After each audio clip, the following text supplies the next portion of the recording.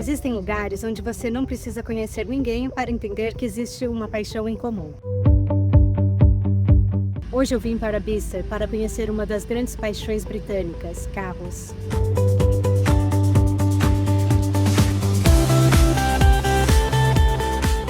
O evento PistonHeads Annual Service em Bicester acontece sempre no verão britânico, no coração de Oxfordshire, e reúne centenas de carros e principalmente pessoas apaixonadas por automobilismo. Um carro pode ser muito mais do que um meio de transporte.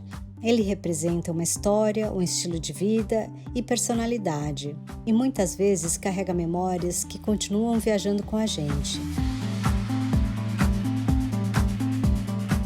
Eu acho super interessante como em um evento como este, você consegue descobrir muito sobre uma pessoa simplesmente olhando para o carro que ela escolheu. E foi quando eu conheci Clive, um apaixonado por carros que também guarda uma admiração especial por um piloto brasileiro que marcou gerações. My name's Clive, I'm the secretary of the NSX Owners Club.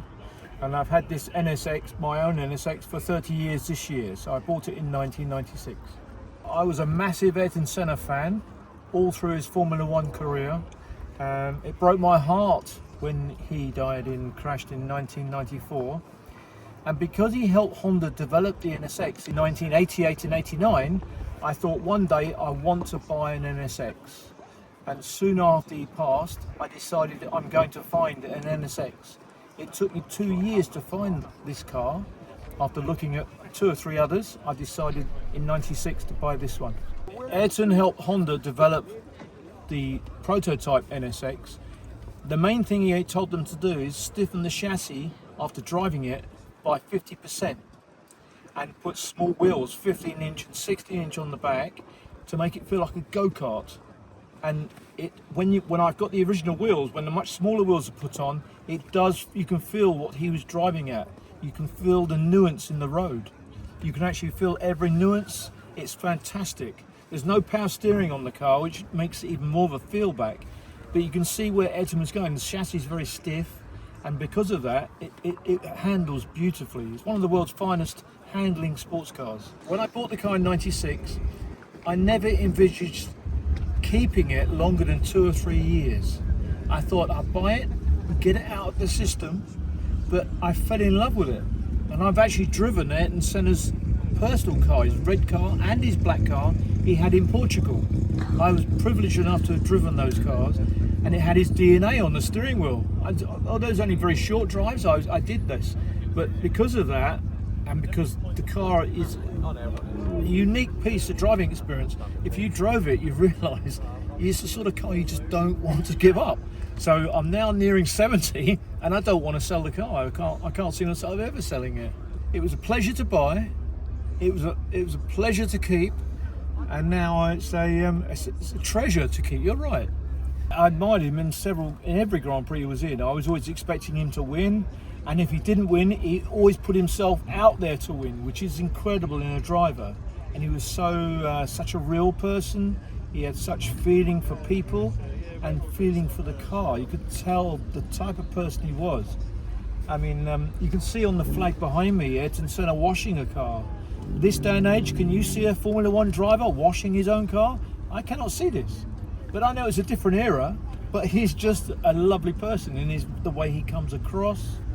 And that's, we went to Imola. Let's have a look. This is when the NSX won at Le Mans in 1995. It came first in GT2. We went to Classic Le Mans last year with 40 NSXs. The year before, we went to Imola to, it was his 30th anniversary, or shall I say, day he died. And we took 40 cars to go to Imola to recognise that date.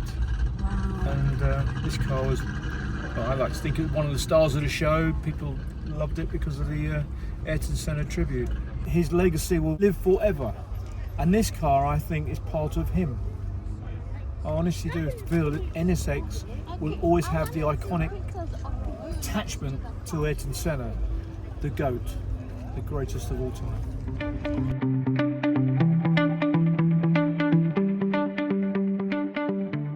the Stan 21 gloves, which are made near Brands Hatch. These are the gloves that Ayrton Senna always wore, and they're stitched on the outside so it didn't create finger wear when driving the car. So he's the first person to develop this glove. The stitching is on the outside, not the inside of the glove. So I bought a pair of the same glove. It's a replica helmet. I obviously can't afford the original helmet because they go for £500,000 or thereabouts. But this is a replica Senna helmet. And then on the car itself, I'll show you bits and pieces on the car. So at the front of the car, if I press this button here, you can see the number plate. Yes. Oh, yeah. And that should be A5 NSX.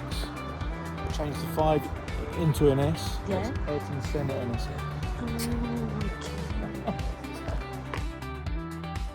And we have headlights, up and down. We've got the fog lights. And this button here, it can speak 16 languages. Listen.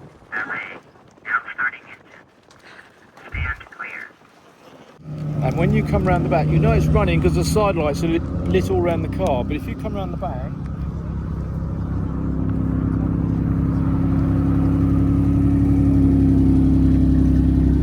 so it's the sports exhaust. If I press channel B, that's sports exhaust. That's straight pipes. So there's no exhaust silencer, just racing straight pipes. E talvez seja isso que torna eventos como esse tão fascinantes.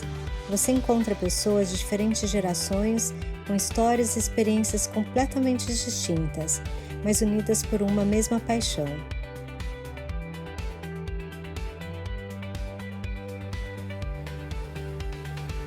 É aquele tipo de lugar onde você percebe que não são só os carros que importam, são as pessoas e as histórias por trás deles.